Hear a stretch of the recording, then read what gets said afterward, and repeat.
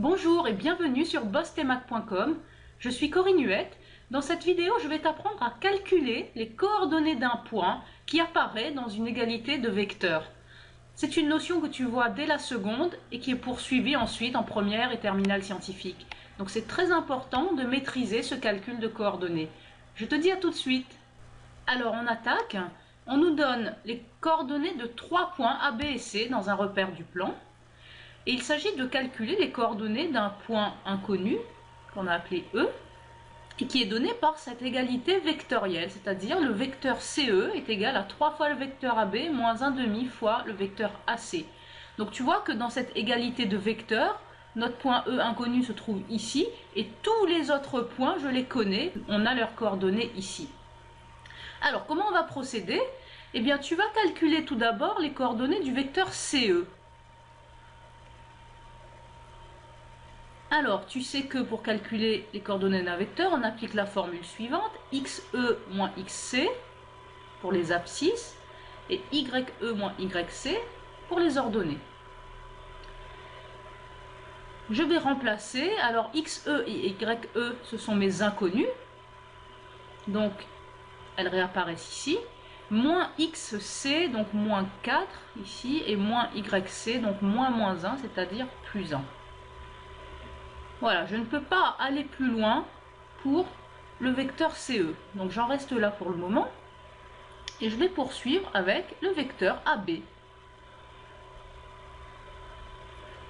De coordonnées xb moins xa, yb moins ya. Ce qui nous donne moins 1, moins 2, 1, moins 3. Et donc le vecteur AB a pour coordonnées moins 1, moins 2, moins 3, 1, moins 3, moins 2. Moi, ce qui m'intéresse, c'est non pas le vecteur AB, mais 3 fois le vecteur AB. Donc, eh bien, on y va, on va le calculer. Tout simplement, je vais multiplier les coordonnées du vecteur AB par 3. Donc, je vais faire 3 fois moins 3 et 3 fois moins 2. Je réécris le vecteur, et donc ça me donne 3 fois moins 3, moins 9, 3 fois moins 2, moins 6. Ensuite, tu as compris le principe, je vais poursuivre avec le calcul des coordonnées du vecteur AC. Donc xc moins xa, yc moins ya, toujours la même formule. Ce qui nous donne 4 moins 2 pour les x, et moins 1, moins 3 pour les y. Finalement, le vecteur AC a pour coordonnées 4 moins 2, 2, et moins 1, moins 3, moins 4. Et ce qui va m'intéresser, c'est 1/2 fois le vecteur AC. Donc, qu'est-ce que je vais faire avec le vecteur AC? Eh bien, je vais multiplier ses coordonnées, tout simplement, par 1/2. Donc, je vais faire 1/2 fois 2 pour l'abscisse, et 1/2 fois moins 4 pour l'ordonnée. Je réécris mon vecteur, 1/2 fois AC, 1/2 fois 2, les deux se simplifient, ça fait 1, et 1/2 fois moins 4, ça fait moins 4/2, et moins 4 divisé par 2, ça fait moins 2. Voilà. Ensuite, avec le vecteur 3AB et le vecteur 1/2 de AC, ce que je vais vouloir faire, c'est la soustraction. Alors, je vais le faire ici. Donc, je vais calculer les coordonnées du vecteur 3AB moins 1/2 de AC. Alors, comment je vais faire cela? Eh bien, j'ai mon vecteur 3AB qui se trouve ici, mon vecteur 1/2 de AC qui se trouve ici. Il suffit que je soustrais en faisant moins 9, moins 1 pour les x, et moins 6, moins 2, donc plus 2, pour les y. Je réécris mon vecteur, 3AB moins 1/2 de AC, et je poursuis mon calcul, je le termine. Moins 9, moins 1, ça me fait moins 10 pour l'abscisse, et moins 6 plus 2, ça me fait moins 4 pour l'ordonnée. Donc voici les coordonnées du vecteur 3AB moins 1/2 de AC. Alors, avant d'aller plus loin, j'aimerais attirer ton attention sur la remarque suivante. qui concerne la rédaction. Quand je calcule des coordonnées de vecteurs, jamais une seule fois je ne mets un signe égal. Donc tu dois retenir le principe suivant. Pour calculer les coordonnées d'un vecteur, tu écris le vecteur, tu ouvres les parenthèses et tu écris ses coordonnées. Ensuite, tu réécris le vecteur, tu ouvres à nouveau des parenthèses et tu écris ses coordonnées, etc. Donc, tu ne mets jamais de signe égal.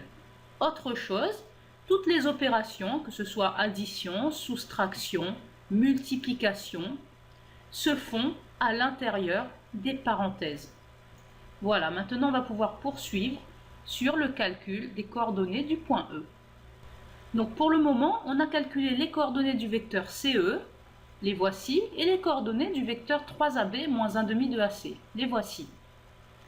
Comment est-ce qu'on avait le point E? Eh bien le point E, lui, il était donné par la relation vectorielle, vecteur CE égale 3 fois vecteur AB moins 1/2 fois vecteur AC.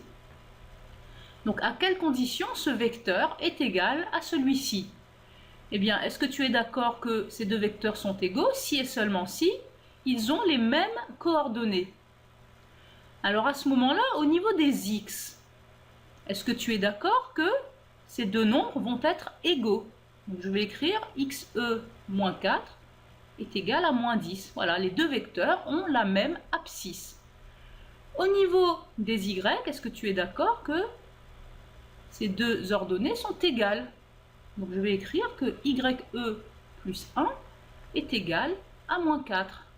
Et tu vois, j'ai mis une accolade en disant que ben voilà, je vais résoudre ces deux équations dans un petit système. Alors ce système équivaut à... Alors pour résoudre la première équation, je vais avoir xe égale, eh bien je vais tout simplement ajouter 4, moins 10 plus 4. Et pour avoir dans la deuxième équation ye, je vais tout simplement soustraire 1, je vais faire moins 4 moins 1. Donc ça équivaut à xe égale moins 10 plus 4, c'est-à-dire moins 6, et ye égale moins 4 moins 1, c'est-à-dire moins 5. Moralité, j'ai trouvé xe et ye, c'est-à-dire les coordonnées du point E, donc je peux conclure que le point E a pour coordonnées xe qui vaut moins 6 et ye qui vaut moins 5. Et tu peux constater que quand je donne les coordonnées d'un point, je les mets en ligne et non plus en colonne. Les coordonnées en colonne sont plutôt réservées aux vecteurs, et pour les points, on écrit les coordonnées en ligne. Et bien maintenant, tu sais calculer les coordonnées d'un point qui apparaît dans une égalité entre des vecteurs. J'insiste vraiment sur la rédaction des calculs.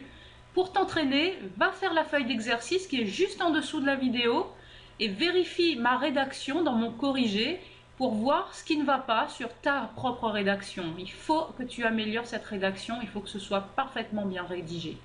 Eh bien, je te remercie d'avoir visionné cette vidéo sur bossemath.com et je te dis à très bientôt. Au revoir.